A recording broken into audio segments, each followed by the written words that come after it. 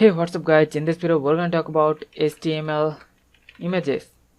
So the HTML images are the key element of a web page and it is used to improve the design and the appearance.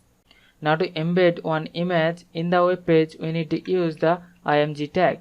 The img tag comes up with the source attribute and the alt attribute. The source attribute specifies the path to the image. So the source attribute can contain absolute URL, which refers to the domain name of another website or server. Like in example, google.com/any image name. So this is the absolute URL. Or the source attribute can contain relative URL, which is relative to the current directory, and the relative URL started with / and then the name of the directory or the name of the image. And this way we can set the path to the image.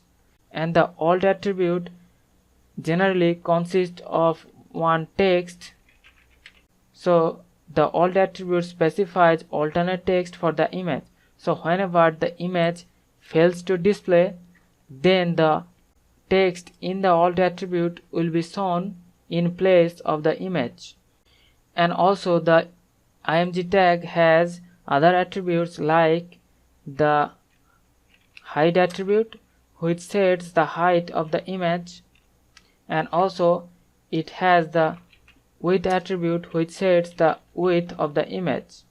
So this is the way we can use the img tag and we can embed one image into the web page.